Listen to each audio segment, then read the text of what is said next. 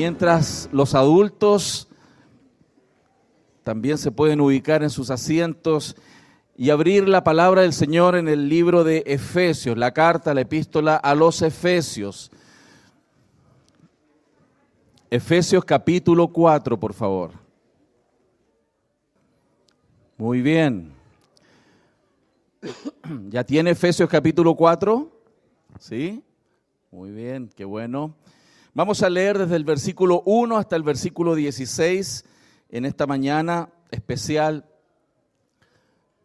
Por supuesto es un día especial porque es el día del Señor, pero también porque hoy celebramos lo que Dios nos ha permitido avanzar como iglesia, que es la confirmación y ordenación de oficiales, y en particular me refiero a la ordenación en este día que vamos a tener después del culto de nuestro querido Pastor Jonathan, ya la presentación formal a la iglesia. Así que damos gracias al Señor y he escogido esta sección de la Escritura justamente para poner en la mente de la iglesia lo importante que es la unidad, como también reconocer aquellos dones que Dios ha dado a la iglesia para la edificación y el cuidado de su grey, y cómo el cuerpo de Cristo tiene un rol muy importante también en cómo la iglesia sigue creciendo. Así que vamos a leer en el nombre de Jesús. El apóstol Pablo en Efesios capítulo 4, versículos 1 al 16 dice así: Yo pues, preso en el Señor, os ruego que andéis como es digno de la vocación con que fuisteis llamados, con toda humildad y mansedumbre, soportándoos con paciencia los unos a los otros en amor, solícitos en guardar la unidad del Espíritu en el vínculo de la paz, un cuerpo y un espíritu, como fuisteis también llamados en una misma esperanza de vuestra vocación. Un Señor, una fe, un bautismo, un Dios y Padre de todos, el cual es sobre todos y por todos y en todos.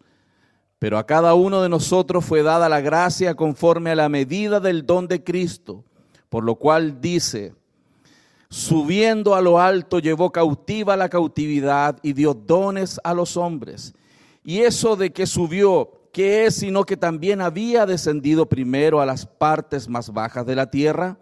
El que descendió es el mismo que también subió por encima de todos los cielos para llenarlo todo. Y él mismo constituyó a unos apóstoles, a otros profetas, a otros evangelistas, a otros pastores y maestros, a fin de perfeccionar a los santos para la obra del ministerio, para la edificación del cuerpo de Cristo, hasta que todos lleguemos a la unidad de la fe y del conocimiento del Hijo de Dios, a un varón perfecto a la medida de la estatura de la plenitud de Cristo, para que ya no seamos niños fluctuantes llevados por doquiera de todo viento de doctrina, por estratagema de hombres que para engañar emplean con astucia las artimañas del error, sino que siguiendo la verdad en amor, crezcamos en todo en aquel que es la cabeza, esto es Cristo, de quien todo el cuerpo, bien concertado y unido entre sí, por todas las coyunturas que se ayudan mutuamente, según la actividad propia de cada miembro, recibe su crecimiento para ir edificándose en amor. Señor, esta es tu santa palabra.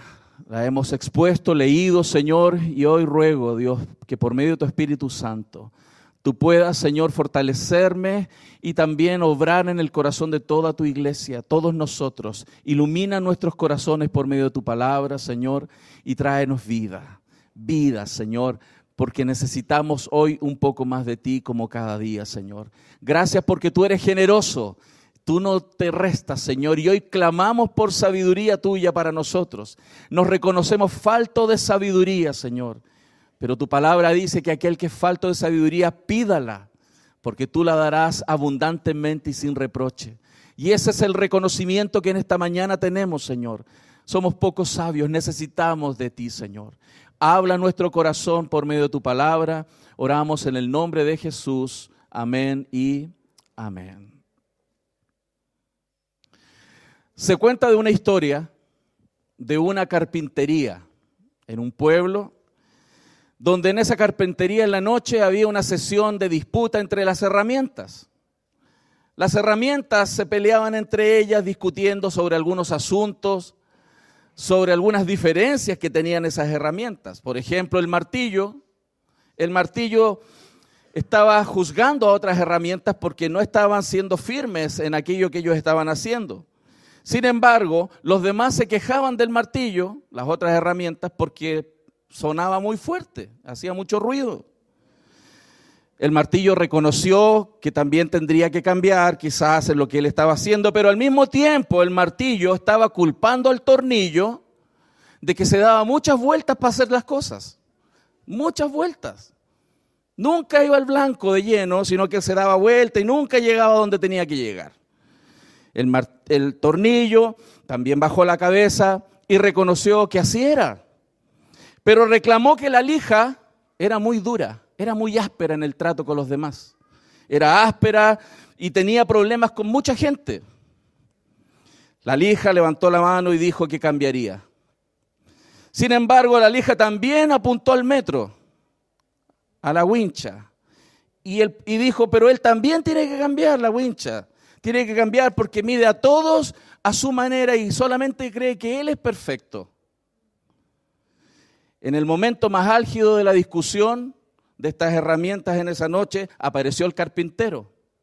Y el carpintero tomó ciertas maderas rústicas que tenía y comenzó a usar las herramientas.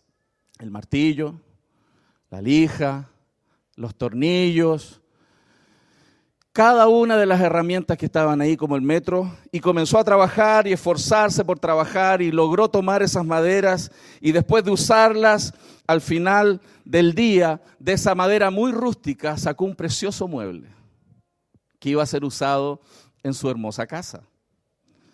Cuando llegó la noche, la carpintería nuevamente quedó sola. Se fue el carpintero y las herramientas siguieron hablando de sus posiciones. Fue entonces cuando la sierra tomó la palabra y dijo, señores, nuevamente se ha demostrado que tenemos defectos. Pero el carpintero no trabaja con nuestros defectos, trabaja a pesar de nuestros defectos, trabaja con nuestras virtudes para cumplir sus propósitos. Agradezcamos a ese carpintero que todavía no estamos en el tarro de la basura. La propuesta fue aceptada por todas las herramientas por unanimidad y todos se sintieron como un verdadero equipo capaz de producir objetos de calidad unidos en un mismo propósito en las manos de un carpintero que sabe usar herramientas para su gloria. Creo que esta pequeña historia esboza y pone en la mente la idea que el texto nos deja y la realidad de lo que es la iglesia. Y es por eso que espero que hoy día, con la ayuda del Señor, Él pueda ayudarnos a comprender la importancia de la iglesia, la importancia de los dones que Dios ha dado a la iglesia y cómo es importante que cada uno de los que conforman la iglesia de Cristo la cuiden. Particularmente elegí este sermón pensando en que hoy vamos a celebrar la ordenación, la instalación de Jonathan como pastor de esta iglesia local. Pero cuando miramos entonces el contexto del capítulo 4, vemos que Pablo comienza la carta de Efesios hablando de la gracia, hablando del evangelio de la gracia. Bendito sea el Dios y Padre de nuestro Señor Jesucristo, que nos bendijo con toda bendición en los lugares celestiales en Cristo Jesús. Y de ahí viene una serie de argumentos de la gracia de Dios sobre nuestras vidas. El capítulo 2 habla de la salvación por gracia, por medio de la fe. Todo lo que Cristo ha hecho, el Padre, el Espíritu Santo ha hecho para que usted y yo estemos hoy día sentados en este lugar. Y nuestro nombre sea inscrito en el libro de la vida. Todo lo que el Señor ha hecho.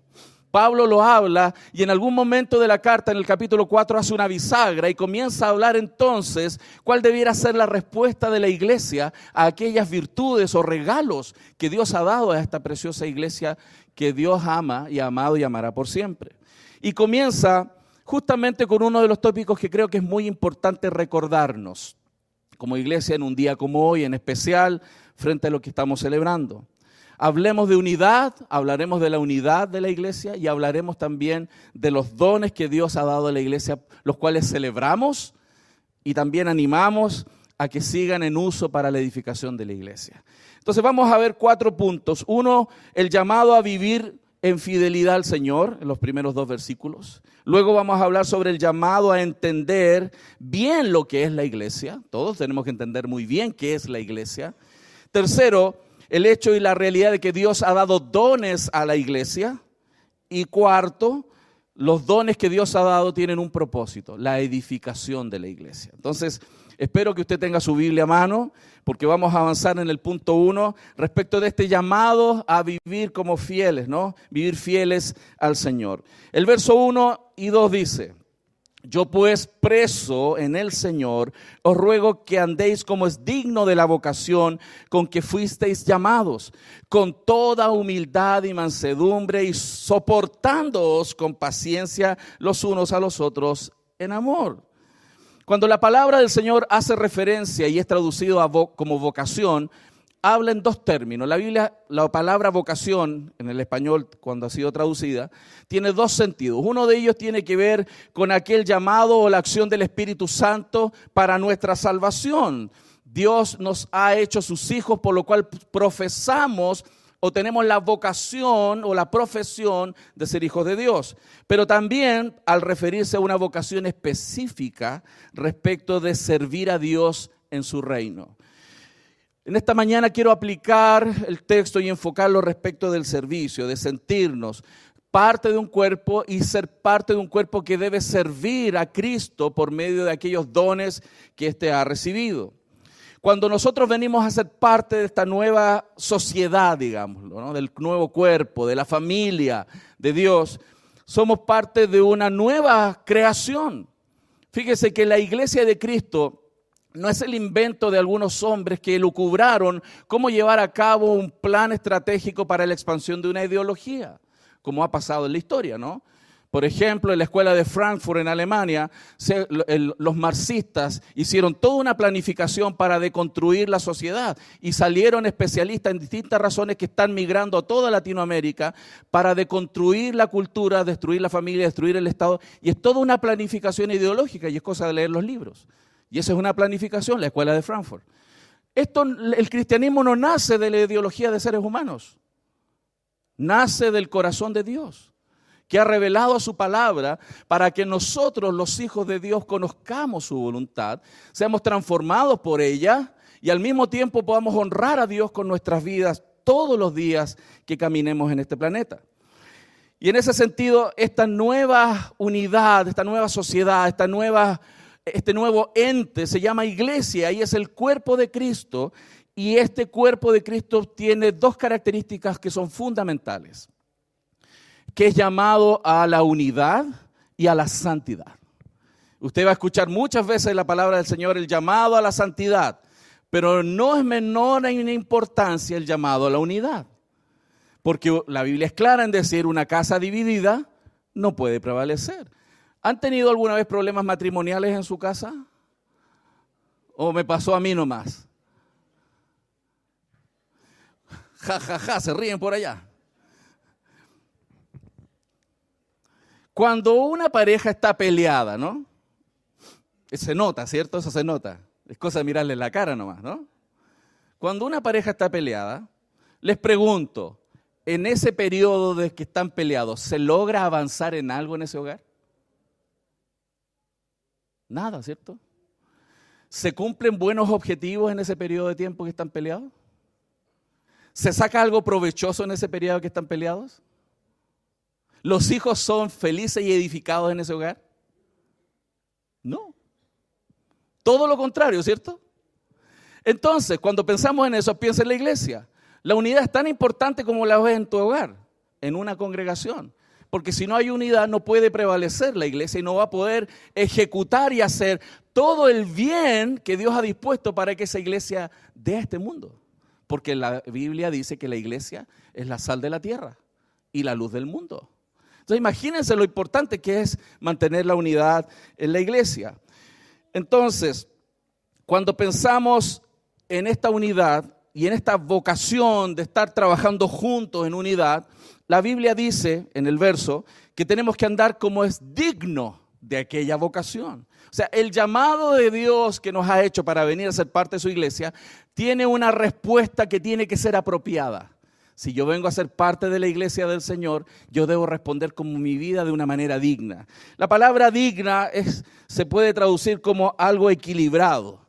Algo equilibrado. Quiere decir que la vida cristiana tiene que ser algo equilibrado. Y nos da algunos ejemplos.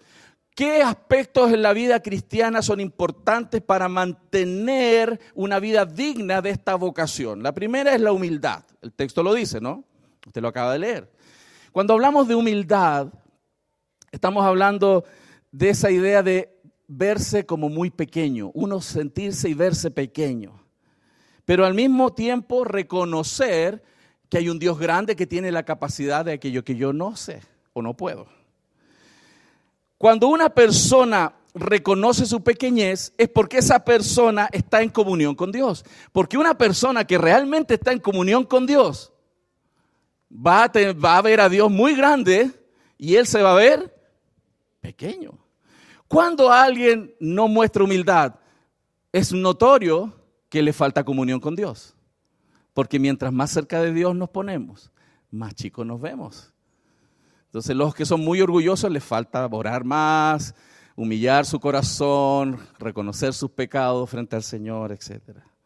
Por tanto, cuando una persona se sabe pequeña en la presencia del Señor, siempre va a poner a Cristo primero que Él. Pero también que esa persona sabe que en el cristianismo debemos amar a nuestro prójimo. Entonces, además de poner a Cristo sobre él, va a poner al otro en el segundo lugar. ¿Y él se va a poner en qué lugar? En el tercero. Y esa es una característica de la vida cristiana. Por lo tanto, quien entiende lo que realmente es la comunión con Dios buscará vivir en humildad. Quien entienda lo que realmente es el ministerio en la iglesia comprenderá que debe ser ejemplo para los fieles, por tanto, buscará ejercer la humildad cristiana. ¿Qué otra característica es digna de aquella vocación a que Dios nos ha llamado como iglesia? El ser mansos, mansos. La palabra manso tiene esta idea de una actitud gentil, por un lado, pero también cierta humildad, ¿cierto? Una gentileza y una humildad que muestra al final una actitud sumisa, baja, frente, por ejemplo, a las ofensas. Está libre de malicia, de pensar doble y deseos de venganza. Una persona mansa es aquella que tarda en insistir en sus derechos. Ella renuncia a sus derechos, prefiere sufrir el daño. Primera de Corintios 6:7 dice, así que por cierto, es una falta en vosotros que tengáis pleitos entre vosotros. Fíjense lo que Pablo le estaba diciendo a Corintios, a la iglesia. Ya es una falta grave simplemente que tengan problemas entre ustedes. ¿Por qué? Porque aquel que tiene comunión profunda con Dios va a poner a Cristo primero y va a ir poniendo a otros en el segundo lugar y él se va a ir poniendo en el tercer lugar. La falta de mansedumbre, hermanos, siempre perjudica la unidad de la iglesia como perjudica a la familia, ¿no? Al matrimonio. Porque en ausencia de esta virtud, cada persona buscará sus propios intereses y se preocupará solo por sus derechos. Y así, sigue adelante, nos habla de la longanimidad, y es parecido a la idea de mansedumbre, pero es esa idea de soportar con paciencia las heridas. Juan Crisóstomo, un buen creyente del siglo IV, decía que la paciencia es el espíritu que tiene el poder de vengarse, pero nunca lo hace, nunca lo hace. Y al mismo tiempo nos plantea el texto esta idea de soportar. Recuerde, el versículo nos decía, con toda humildad y mansedumbre, soportándoos con paciencia. Hermanos, en la iglesia tenemos que aprender y crecer en soportarnos. Yo doy gracias a Dios que ustedes me han soportado tantos años. Pero hermanos, tenemos que seguir creciendo en soportarnos. Porque somos personas que fallamos, somos personas pecadoras. Y la vida cristiana no puede mantenerse en unidad si no trabajamos en la humildad, no trabajamos en estos tópicos de longanimidad, de soportarnos y de tener mucha paciencia unos con otros. Por lo tanto, luego de llamarnos a ser fieles, entendiendo esto en el contexto de la unidad, ¿qué nos dice ahora el versículo 3 al 6? Nos trae a la mente lo que realmente es la iglesia. Fíjense lo que dice el verso 3. Solícitos en guardar la unidad del espíritu en el vínculo de la paz. Un cuerpo, un espíritu, como fuisteis también llamados en una misma esperanza de vuestra vocación. Un Señor, una fe, un bautismo, un Dios, un Padre y Padre de todos, el cual es sobre todos y por todos y en todos. Lo más interesante para mí que el texto muestra es que la unidad en realidad es el modo natural de la vida de quienes han tenido un encuentro real con Cristo. Porque quienes realmente se encuentran con Cristo van a cuidar aquella unidad, porque esa unidad no la crean los seres humanos. La unidad que está hablando Efesios capítulo 4, la crea el Espíritu Santo. El día que tú y yo creímos, venimos a ser parte de un nuevo cuerpo, una nueva familia. Somos hechos hijos de Dios. Tú no lo creaste, lo creó el Señor. Tú no puedes crear esa unidad, Dios la crea. ¿Cuál es la responsabilidad de la iglesia? Cuidarla, cuidar la unidad. Cuidarla. Evidentemente, la bondad tiene entonces que ser parte de nuestras relaciones. Romanos capítulo 16, verso 16 dice: saludaos los unos a los otros con un ósculo santo, un beso santo. ¿Qué quiere decir eso? Que este es un saludo que tiene un significado. No es un simple saludo como se saludarían los del otro lado de la cordillera, que son buenos para darse besos, hermano. Yo me saludo de beso, pero cuando he ido para el lado, como que es mucho. Y sobre todo cuando son muy barbones, ¿no? Aquí está hablando de un ósculo santo, no de cualquier beso. Está hablando de un beso que tiene implícita la realidad de que somos parte de una familia, que es la iglesia de Cristo en la tierra. No es cualquier beso, es un beso que se da entre hermanos, hermanos de un mismo Padre, un Señor, una fe. Por lo tanto, para vivir en unidad, necesitamos ser muy conscientes de que somos el cuerpo de Cristo. Si tú en tu corazón no tienes muy claro que tú eres el cuerpo de Cristo y no eres simplemente un individuo que tienes muchos gustos y preferencias, sino que eres parte de un cuerpo y que ese cuerpo y esa unidad no la creaste tú, sino que tu Dios envió a Jesucristo a morir en la cruz, ser molido por los pecados, para que tus pecados fueran perdonados y vinieras a ser parte de la familia de Dios, lo cual es un privilegio que tienen no muchos en esta tierra.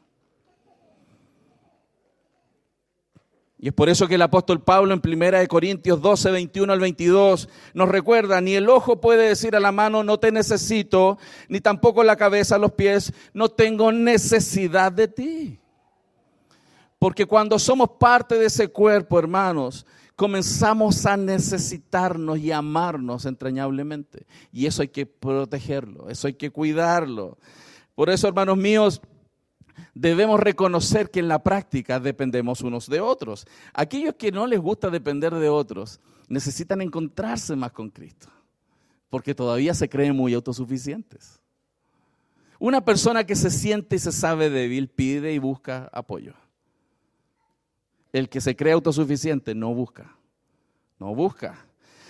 Todos debemos esforzarnos, por lo tanto, amados míos, en trabajar en esta comunión, principalmente porque somos personas diferentes, somos muy diferentes, cada uno con nuestro temperamento. Yo he aprendido a conocer a varios a través de los años aquí, y ustedes a mí, diferentes temperamentos. Algunos son pólvora seca en el desierto, una chispa y ¡bum! Y otros son tranquilos, pero otros son demasiado tranquilos. Les extirparon los nervios, hermano. No se mueven con nada. Cada uno con sus defectos. Tenemos cada uno una educación y una cultura familiar distinta, costumbres diferentes, particularidades de visión sobre las cosas muy distintas. Es muy probable que si pasáramos una hoja y un lápiz, ¿cómo debe ser la iglesia? Imagínense la cantidad de diferencias, de formas de iglesias que construiríamos cada uno. Por ello, todos tenemos que esforzarnos, hermanos, en ser muchísimo más tolerantes con los errores de otras personas. Y esto no significa pasar por alto lo que está mal y mantenernos siempre en silencio, pero significa decirlo con amor y trabajar permanentemente en eso. También esforzarnos en comprender que nosotros también cometemos errores. Nosotros también cometemos errores. Todos los que estamos aquí cometemos errores y muchos.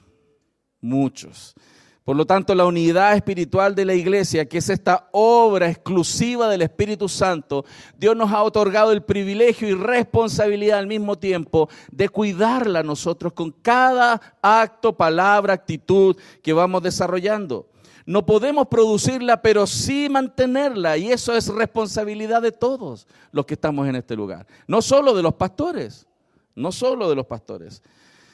En esa unidad, que no es una unidad externa, sino interna, no es denominacional, sino es espiritual.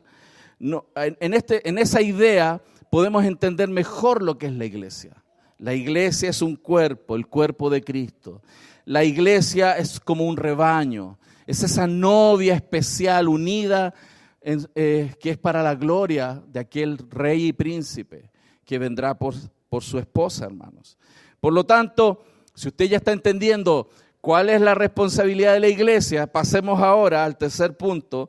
La verdad que el versículo nos habla del verso 7 al 12, que Dios ha dado dones a la iglesia justamente para colaborar en cómo esta iglesia de Cristo crece en santidad y en unidad.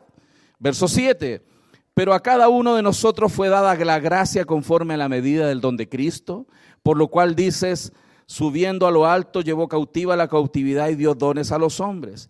Y eso de que subió, ¿qué es? Sino que también había descendido primero a las partes más bajas de la tierra. El que descendió es el mismo que también subió por encima de todos los cielos para llenarlo todo. Y él mismo constituyó a unos apóstoles, a otros profetas, a otros evangelistas, a otros pastores y maestros, a fin de perfeccionar a los santos para la obra del ministerio, para la edificación del cuerpo de Cristo. Fíjense, Cristo tomó cautiva la cautividad y dio dones a los hombres. Cristo ascendió al cielo como el vencedor supremo con toda autoridad. Recuerde lo que la Escritura nos dice en Mateo, capítulo 28, que Cristo recibió toda autoridad en los cielos y en la tierra. Y como tiene toda autoridad, está hablando de esta idea de una conquista militar, de un conquistador que conduce, hermanos, a la libertad a aquellos que han estado cautivos. Cristo nos liberó, y cuando Cristo Él vino a la tierra, hermanos, cayó a las profundidades de la humillación por nosotros, y cuando ascendió al cielo, Él se sentó a la diestra del Padre y Él reina. Nada está fuera de su control, nada está fuera de lo que Él ha determinado que suceda, absolutamente nada. Y para lograr sus objetivos hasta el final de los tiempos y seguir salvando a criaturitas como nosotros, Él ha dado dones para que esto siga adelante. Y esos dones, ¿quiénes son esos dones? Son los apóstoles. Dios dio apóstoles. Y estos apóstoles estuvieron en el primer inicio después de Cristo, ¿no? Estos apóstoles no solamente eran seguidores, porque Cristo tuvo muchos seguidores. Estos seguidores además fueron comisionados en tareas especiales y con atributos especiales. Fueron hombres que vieron presencialmente a Cristo, fueron testigos de la resurrección de Cristo y al mismo tiempo fueron testigos de ministerios autentificados incluso con milagros, hermanos. En este sentido, ya no tenemos apóstoles, así que si se aparece uno por ahí, no le crea. Sin embargo, hermanos, ellos tuvieron un rol muy importante en el inicio de la iglesia. Ellos fueron parte del fundamento, y la doctrina que tenemos hoy día en la testamentaria tiene que ver con el ejercicio del apostolado que ellos también hicieron. Además, la Escritura nos habla que Dios dio de regalo a la iglesia los profetas. Los profetas no eran solo aquellos que podían hablar algo sobre el futuro, sino sobre todo a aquellos que proclamaban el mensaje de la palabra del Señor a su pueblo, cuando no teníamos lo que hoy día tenemos, esta gran distribución hoy día del mensaje a través de las Escrituras. Además, la Biblia nos habla que Dios regaló a la iglesia evangelistas. Una cosa que quiero aclarar en este punto: todos tenemos que evangelizar. Todos. Ese es un llamado para todos los cristianos. Todos evangelizamos. Sin embargo, Dios levantó personas específicas en tiempos específicos para la expansión y que tenían capacidades muy grandes de evangelismo. Y en último lugar, pastores y maestros. Aquellos hombres, pastores y maestros, constituyen ese cargo único con una función doble, muy especial. Dios llama a algunos a ser pastores y maestros. Y es muy interesante porque el pastor es aquella persona que enseña, que también exhorta, que alimenta, que cuida, que consuela eventualmente.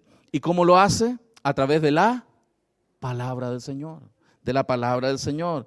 La palabra es el alimento, es la vara y es el cayado.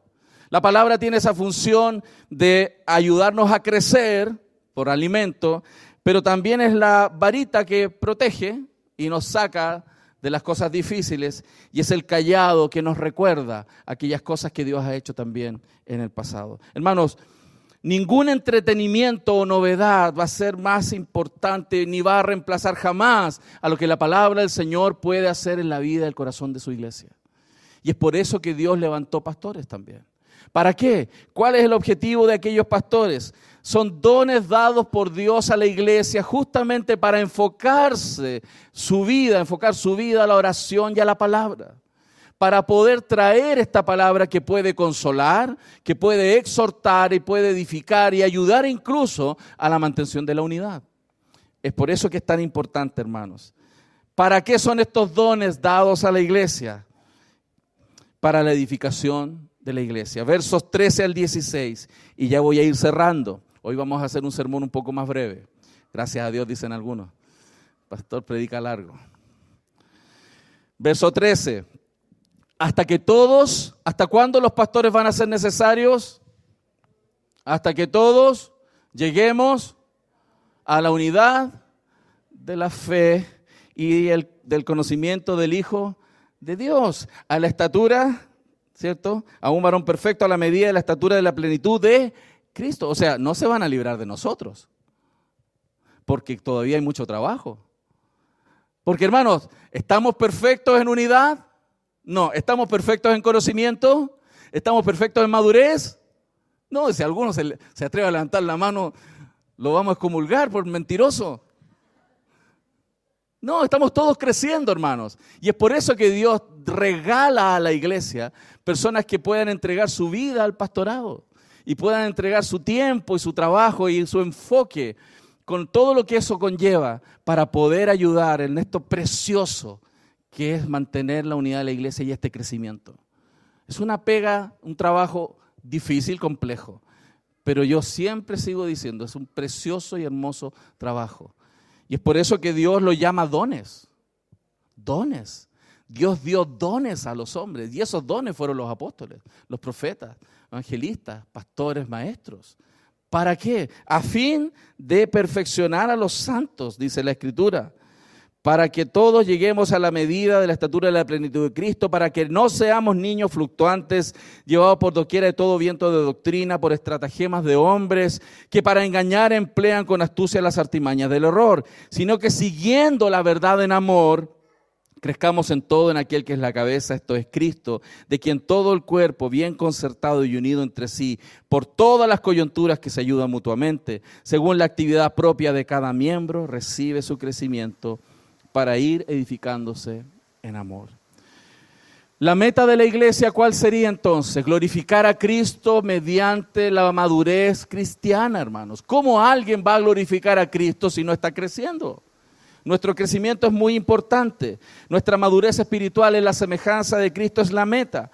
Y la relación de los pastores con esta meta tiene que ver con el trabajo y el ejercicio que los pastores hacemos todo el tiempo, con aciertos y errores, pero es el enfoque que todos los pastores tenemos. Además, todo cristiano debe experimentar esta madurez cristiana, no es para algunos. La madurez cristiana es para todos. Si alguien está conectado a la vid, si alguien está conectado a Cristo, realmente y espiritualmente hablando, va a crecer. Algunos crecen lentito y otros crecen más. ¿El que crece lento es mejor que el otro o al revés? No. Todos son hijos de Dios. No hay uno mejor que otro. No hay uno que costó más sangre que otro. Todos fuimos comprados por el mismo precio. El que tiene más dones y el que tiene menos dones tienen el mismo precio, el mismo valor para nuestro Dios. Todos son valiosos. Y el verso 15 nos muestra de seguir la verdad en amor. La verdad sin amor es brutalidad, sin duda. Es brutalidad. Pero el amor sin verdad es hipocresía.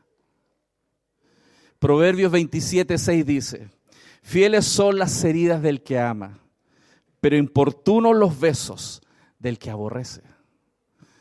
Claro, imagínense que alguien que te odia se acerca y te ve, hola, ¿cómo estás? Y te da un besito. No tiene ni un valor ese beso.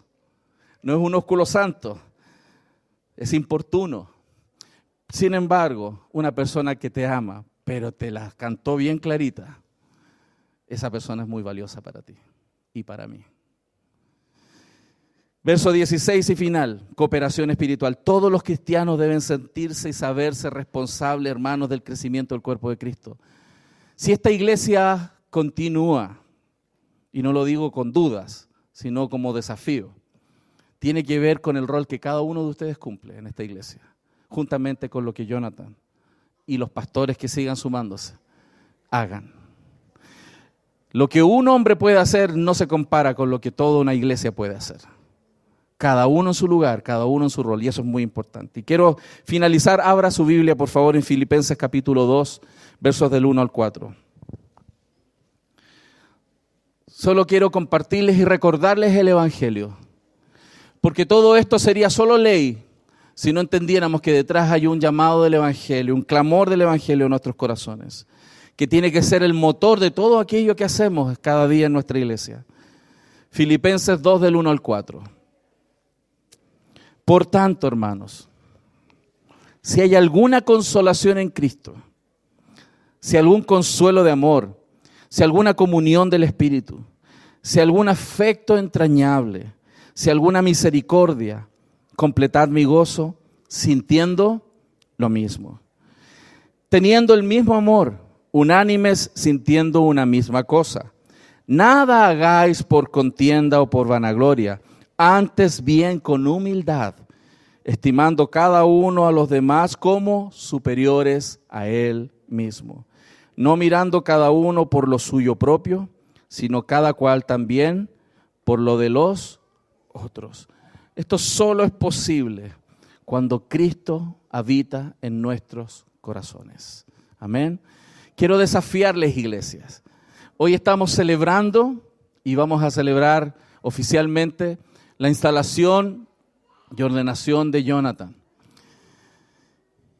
Y eso va a ser una gran responsabilidad para su vida, como yo la he sentido por muchos años también. Por lo tanto, es muy importante la comprensión de lo que es la iglesia, que no tiene que ver con favoritismo o preferencias personales, ni siquiera las de él, sino las de Cristo.